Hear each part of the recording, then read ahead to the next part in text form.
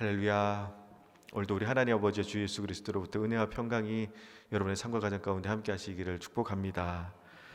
매주 수요일 저녁 예배 시간마다 말라기 강의 말씀을 우리가 함께 나누고 있는데요. 첫 시간에 말씀드린 것처럼 이 말라기서는 하나님께서 말라기 선지자를 통해서 이스라엘에게 주신 경고의 말씀입니다. 그리고 오늘 우리가 이제 말라기서 5번째 시간으로 오늘 말씀을 통해서 우리에게 주신 경고는 거짓을 행하지 말라라는 겁니다. 여기서 거짓을 행하지 말라라는 것은 단순히 거짓말을 하는 것을 의미하는 것이 아니라 불의를 행함으로써 사랑과 또 하나님과의 관계가 깨어지는 것을 의미합니다. 그리고 오늘 말씀은요, 그 범위가 정해져 있는데요, 특별히 이스라엘 민족의 결혼 문제에 대해서 말씀하십니다. 조금 더 구체적으로는 이방 혼인 문제와 이혼 문제를 다룹니다. 그래서 오늘은 말라기 말씀을 통해서 이 그리스도인의 결혼 생활에 관한 하나님의 경고의 말씀을 함께 나누도록 하겠습니다.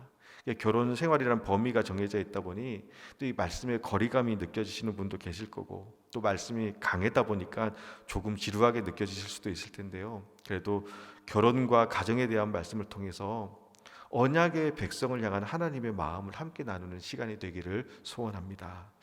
먼저 이방 혼인이란 이스라엘 백성이 이방신을 섬기는 배우자와 결혼하는 것을 의미합니다. 그리고 이에 대한 말라기서의 결론은요, 하나님은 이방 혼인을 엄격하게 금하십니다. 우리 11절 12절 말씀입니다. 우리 11절 12절 말씀 같이 한 목소리로 다시 읽도록 하겠습니다.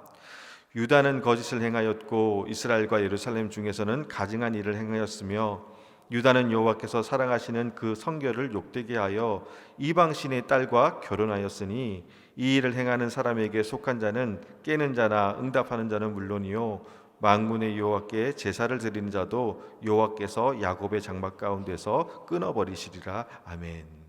자, 말씀을 보면요, 11절에서 이방신의 딸과 결혼함으로써 여호와께서 사랑하시는 성결을 욕되게 하였다고 합니다. 즉 이방신의 딸과 결혼하는 것은 하나님이 사랑하시는 성격을, 곧 거룩함을 욕되게 하는 것이라고 합니다. 또 12절 말씀을 보면요, 이 일을 행하는 사람은 깨는 자나 응답하는 자는 물론이요 만군의 여호와께 제사를 드리는 자도 여호와께서 야곱의 장막 가운데서 끊어버리시리라고 말씀하십니다. 즉 이방 신들의 딸들과 결혼하는 자는 그 사람이 여호와께 제사를 드리는 제사장이라 할지라도 야곱의 장막에서 끊어버리시겠다라는 겁니다. 말씀을 보면 굉장히 엄격하고 단호하게 이방 신들의 딸들과 결혼하는 것을 금하고 있음을 우리가 알 수가 있습니다. 근데 사실 하나님이 이방 결혼을 금하신 것은 비단 말라기서에만 나오는 것이 아닙니다. 구약 성경 전반에 걸쳐서 하나님은 말씀하십니다. 이스라엘 백성이 이방 결혼하는 것을 하나님은 철저하게 금하셨습니다. 신명기서 7장 1절부터 4절 말씀을 보면요, 우리 신명기서 7장 1절부터 4절까지 말씀 화면을 참조해서 우리 같이 한 목소리로 한번 읽어보도록 하겠습니다. 같이 한 목소리로 읽겠습니다. 내 하나님 여호와께서 너를 인도하사 내가 가서 차지할 땅으로 들이시고 내 앞에서 여러 민족 헷 족속과 기르가스 족속과 아모리 족속과 가나안 족속과 브리스 족속과 히위 족속과 여부스 족속 곧 너보다 많고 힘이 센 7 족속을 쫓아내실 때에 내 하나님 여호와께서 그들을 내게 넘겨 내게 치게 하시리니 그때에 너는 그들을 진멸할 것이라. 그들과 어떤 언약도 하지 말 것이요 그들을 불쌍히 여기지도 말 것이며 또 그들과 혼인도 하지 말지니 내 딸을 그들의 아들에게 주지 말 것이요 그들의 딸도 내 며느리로 삼지 말 것은 그가 내 아들을 유혹하여 그가 여호와를 떠나고 다른 신들을 섬기게 함으로 여호와께서 너희에게 진노하사 갑자기 너희를 멸하실 것임이니라. 아멘. 하나님은요, 이스라엘이 가나안을 정복할 때 그 땅의 족속을 진멸하라고 명하십니다. 그들과 어떤 언약도 맺지 말고 그들을 불쌍히 여기지도 말라고 합니다. 이유는 이방 딸과 이방의 아들들과 결혼하면 그들이 유혹하여 여호와를 떠나고 다른 신을 섬기게 한다는 겁니다. 그래서 결국에는 여호와께서 너희를 진노하시고 너희를 멸하시게 된다는 겁니다. 즉 이방 혼인은 결국에는 하나님께서 하나님의 백성인 이스라엘을 진노하고 멸하게 만드는 끔찍한 결과를 초래한다는 겁니다. 그래서 하나님은 이스라엘 공동체 안에서 이방 혼인을 통해서 이방 종교가 유입되는 것을 철저하게 막으셨습니다. 그리고 이것은요, 하나님의 명령입니다. 동의를 구하는 것이나 의사를 묻는 것이 아닙니다. 타협의 여지가 없습니다. 만약 이 명령을 지키지 않으면 너희도 곧 하나님의 백성인 이스라엘조차도 진노하고 멸하실 것이라는 겁니다. 자, 그렇다면 하나님은 왜 이토록 이방 결혼을 막으신 걸까요? 이유는 사실 너무 간단합니다. 거룩함이 훼손되기 때문입니다. 11절 말씀처럼 여호와께서 사랑하시는 성결이 욕되게 되기 때문입니다. 여러분, 이스라엘은요 언약의 공동체입니다. 하나님께서 구원을 이루시는 목적을 갖고 특별히 구별하여 세운 공동체입니다. 그리고 그렇게 하나님이 구별하여 세운 언약의 공동체의 생명은요 거룩함에 있습니다. 그런데 이 거룩을 지키는 데 있어서 가장 경계해야 되는 것이 무엇이냐면요 바로 섞이는 겁니다. 이것은 어떤 민족적 인종적 문제가 아니라 영적인 문제입니다. 예를 들어 아버지는 교회를 나가는데 어머니는 절에 나간다고 한번 가정해 볼게요.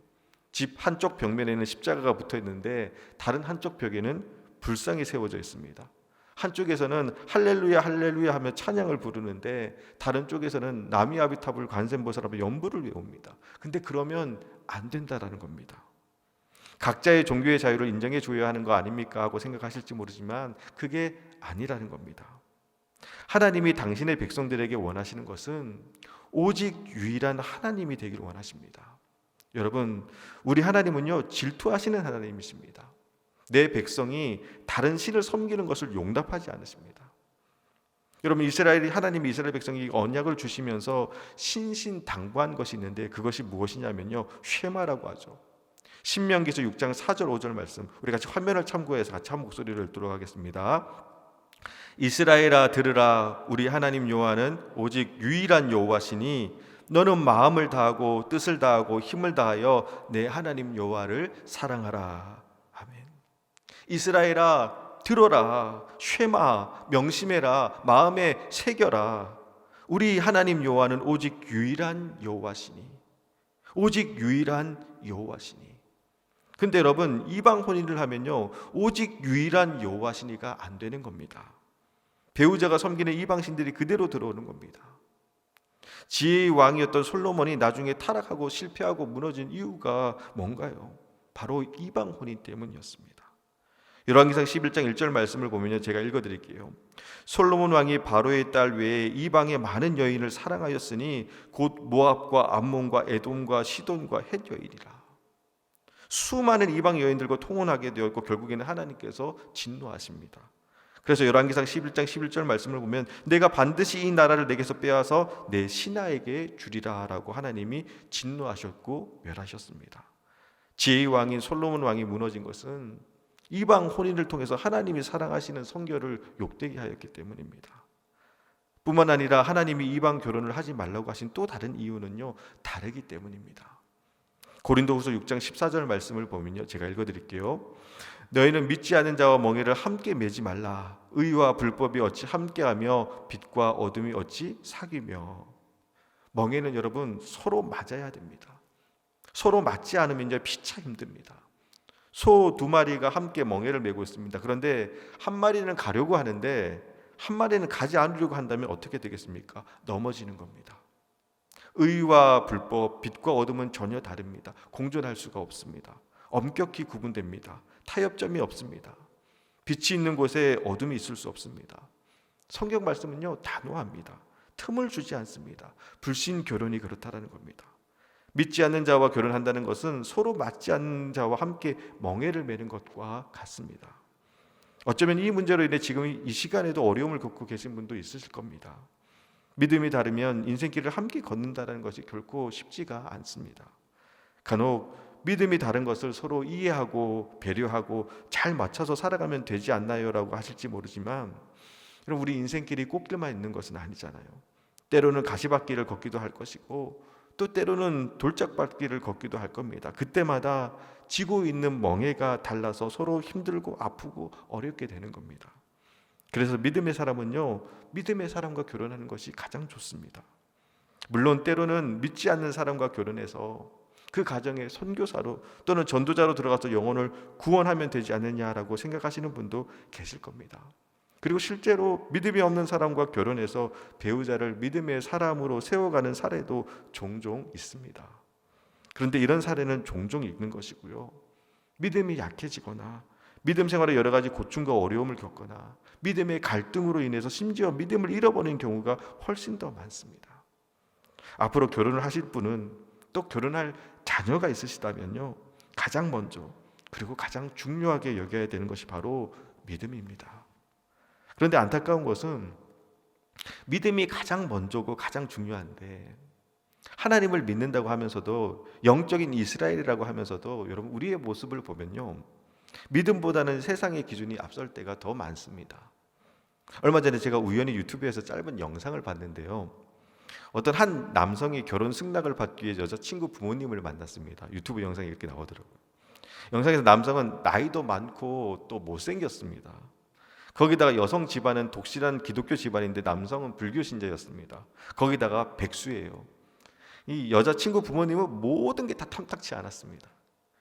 그런데 이 영상에서 반전이 있었던 것이 이 여자친구 아버님이 굉장히 퉁명스럽게 그럼 내 딸이랑 결혼하면 이제 뭐 먹고 살 건가? 그렇게 이제 물었습니다. 백수라면서 어떻게 살 거냐라는 겁니다. 근데 그 물음에 결혼 승낙을 받으러 온 남성이 답합니다. 아버님, 현재 제가 강남에 8층짜리 건물 2채를 소유하고 있는데 생활비는 거기서 들어오는 월세로도 충분할 것 같습니다. 라고 이렇게 대답을 합니다. 그 말에 여자 부모님이 얼굴이 환하게 변하면서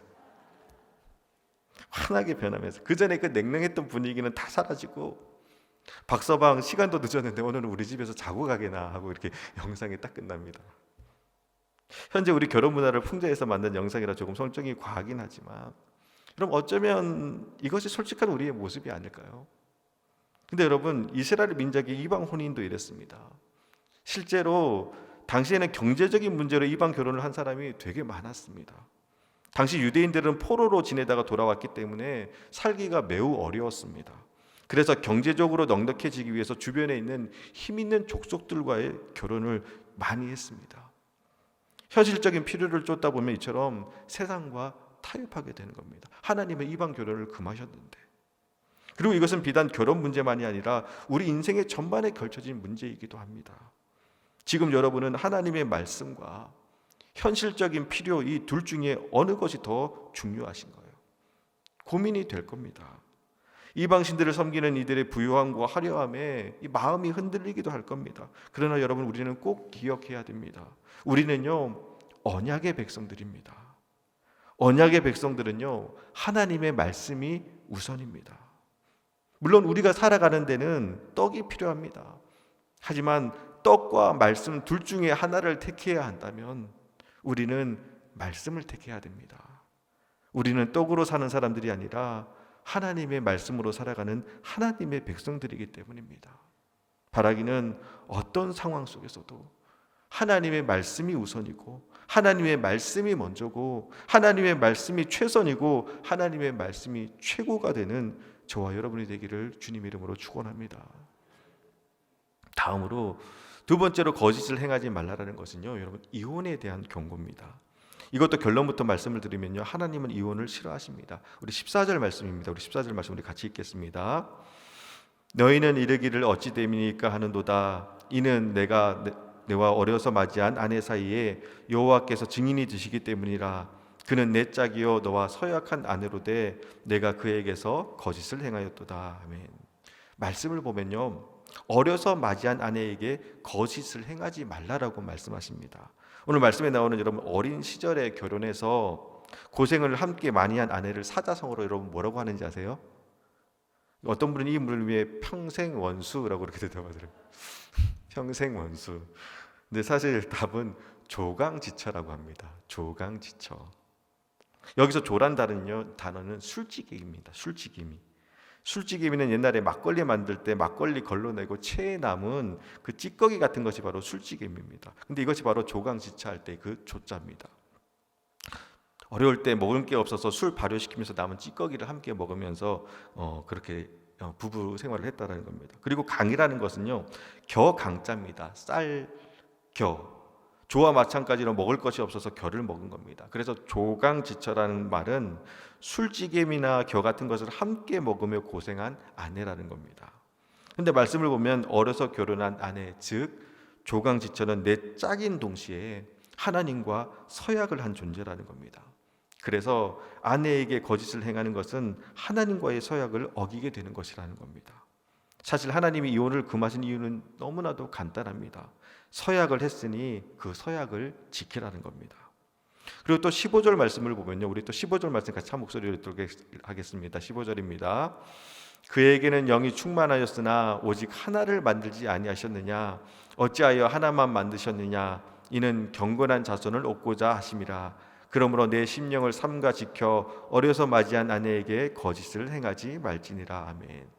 그에게는 영이 충만하나 오직 하나를 만들지 아니하셨느냐. 여기서 그는 하나님입니다. 하나님은 영이 충만하신데 그 하나님이 오직 하나만 만들었다는 겁니다. 여기서 하나를 만드셨다 할 때 이 하나라는 뜻은요, 히브리어로 에하드라고 하는데요, 그 의미는 원이라는 의미이기도 하지만 only, 오직 하나라는 뜻입니다. 그래서 여러분, only you라는 고백은요, 오직 아내에게만, 남편에게만 할 수 있는 겁니다. 수많은 여자들과 수많은 남자들이 있지만 only you라는, 오직 유일한 당신이란 말은 오직 배우자에게만 할 수가 있는 겁니다. 이 여자 저 여자 또는 이 남자 저 남자에게 only you 하면 안 되는 겁니다. 생텍쥐베리가 쓴 어린 왕자라는 동화를 보면요, 이 어린 왕자가 자기 별을 따는 이유가 장미꽃 때문입니다. 장미꽃이 질투가 많았습니다. 토라지기도 잘하고, 그래서 너무 힘들다 보니까 얘랑 못 있겠다 싶어서 여행을 떠납니다. 그렇게 여행을 하며 여러 별을 돌아다니다가 지구에 옵니다. 그런데 지구에 도착한 어린 왕자는 깜짝 놀랍니다. 그 이유는 어느 집 담장을 보니 장미꽃이 수천 송이 장미꽃이 피어 있는 겁니다. 그 전까지 어린 왕자는 장미꽃이 자기 별에만 있는 것인 줄 알았는데 장미꽃이 너무 많은 겁니다. 이것을 보고 실망을 합니다. 그런데 여우가 가르쳐 줍니다. 너희 별에 있는 그 장미꽃은 우주에 하나밖에 없다. 이유는 그 장미꽃은 너가 벌레를 잡아주었고 바람이 불어 꽃잎이 떨어지지 않게 지켜주었고 그렇게 사랑과 애정으로 너가 길들였기 때문에 그 꽃은 너에게 유일한 꽃이라고 말합니다. 수만의 장미가 있지만 나의 별에 있는 그 장미는 내게 유일한 꽃이라는 겁니다. 여기서 유일하다는 말은 다른 꽃이 없다가 아니라 내게 있는 단 하나의 존재라는 겁니다. 말씀에서 영이 충만하신 하나님이, 곧 전지전능하신 하나님이 오직 하나만 만들었다는 것은요, 이 세상 안에는 남편은 오직 하나라는 겁니다. 오늘 예배 마치고 집에 가셔서 아내 또는 남편을 향해서 only you라고 한번 해보시기 바랍니다. 원래 only you 이렇게 해야 되는데 only you라고 한번 해보시기 바랍니다. 아무리 믿고 꼴보기 싫고 또 때로는 정말 왼수같이 보여도 그 사람이 바로 하나님이 오직 하나 만드신 나의 배우자라는 겁니다. 그리고 그 결론이 16절 말씀입니다. 우리 16절 말씀 같이 읽겠습니다. 16절입니다. 이스라엘의 하나님 여호와가 이르노니 나는 이혼하는 것과 옷으로 학대를 가리는 자를 미워하노라. 만군의 여호와의 말이니라. 그러므로 너희 심령을 삼가 지켜 거짓을 행하지 말지니라. 아멘. 결론은 하나님은요, 이혼을 미워하신다는 겁니다. 자, 그런데 여러분, 오늘 이렇게 저는 말씀을 마치지 않겠습니다. 이 시간 덧붙여서 말씀드리고 싶은 것은 하나님이 이혼을 미워하신다는 이 말씀 때문에 이혼의 상처와 아픔을 자책하지는 마셨으면 좋겠습니다. 목회를 하면서 여러 가정들을 보면요, 불행한 결혼 생활을 하는 사람들이 세상에 너무 많습니다. 함께 있음으로 인해서 너무 어려워지는 부부들이 있습니다. 옛날에는 그저 참고 살아야지 했지만 요즘은 그렇게 말씀드리는 것이 쉽지가 않습니다. 어쩌면 오늘 이 시간에도 이혼한 가정들이 있을지는 모르겠는데요, 이 구절 때문에 상처가 되지 않았으면 좋겠습니다. 하나님이 이혼을 미워하신다는 이 말씀을 율법적으로 적용해서 모든 이혼을 하나님이 다 미워하시고 정죄하신다고 받으시면 안 되는 겁니다. 오늘 말씀에서 하나님이 이혼을 미워하신다는 것은요, 이혼으로 결혼 관계를 끊어야 할 이유가 없는데도 불구하고 내 만족을 위해서, 내 욕심을 위해서 약자를 버리는 이혼을 하나님이 미워하신다는 겁니다. 당시 상황을 보면 경제적으로 그리고 사회적으로 힘이 있었던 남성이 자신의 욕심이나 욕망에 의해서 조강지처를 벌이는 일들이 일어났습니다. 오늘 말씀에서 하나님이 이혼을 미워하신다는 것은 이처럼 내 욕심이 중심이 되는 이혼을 미워하신다는 겁니다. 제가 오늘 말씀을 준비하면서 대한민국 이혼율을 찾아보았습니다. 제가 통계 수치를 보고요, 깜짝 놀랐습니다. 혼인 건수 대비 이혼율 그 비율이 48.6%라고 합니다. 두세 쌍이 결혼하면 그 중에 한 커플은 헤어진다는 겁니다. 그만큼 많은 사람들이 이혼의 상처를 품고 살아가고 있다는 겁니다. 이것은 그리스도인들도 마찬가지일 겁니다. 그래서 하나님이 이혼을 하시니, 이혼을 미워하시니 무조건 이혼은 안 됩니다라고 말씀드리고 싶지는 않습니다. 이혼하면은 남들에게 못할 이유들과 아픔들이 있을 겁니다. 하지만 여러분, 배우자를 위해 기도하시길 바랍니다. 그리고 인간적인 눈이 아니라 믿음의 눈으로 바라보시길 바랍니다. 수많은 연약함과 부족함 속에서도 이 사람이 바로 하나님이 나에게 허락하신 유일한 사람임을 인정하며 보듬고 기도하고 사랑할 수 있으시기를 주님의 이름으로 축복합니다. 말씀을 정리합니다. 오늘 말라기서 말씀을 통해서 이방 혼인과 또 이혼에 관한 문제에 대해서 함께 말씀을 나누었습니다. 그런데 사실 오늘 말씀은요, 단순히 이방 혼인과 이혼에 관한 경고의 말씀만이 아닙니다. 오늘 우리가 함께 나눈 말씀을 다 아우르는 말씀이 우리 10절 말씀입니다. 우리 10절 말씀 우리 같이 한 목소리로 다시 읽도록 하겠습니다. 10절 말씀입니다. 우리 하나아버지를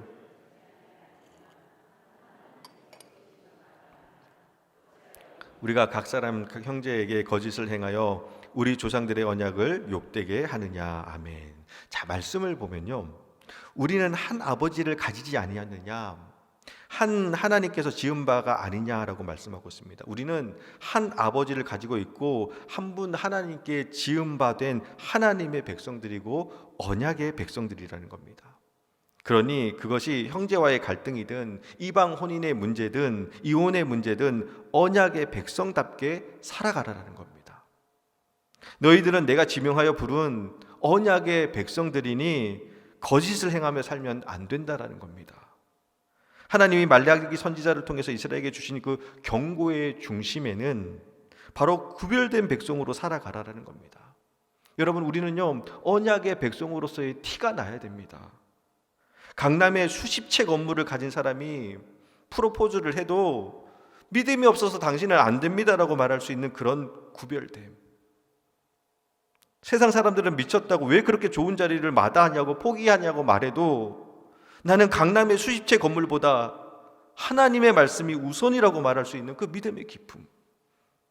또 이혼할 수만 가지 이유가 있음에도 불구하고 이 사람은 하나님 앞에 서약한 유일한 한 사람이라며 참고 견딜 수 있는 인내. 수많은 사람들의 찬사보다 가만히 고개 흔들 하나님 생각에 세상 사람들과 다른 길을 선택하고 그 길로 당당히 걸어가는 그 믿음의 담대함. 그 사람이 바로 언약의 백성다운 삶의 모습일 것입니다. 그리고 바라기는 우리의 모습 속에, 우리의 삶 속에, 우리의 가정 가운데 이 언약의 백성다운 면모가, 그런 구별됨과 거룩함이 나타나기를 주님의 이름으로 축원합니다.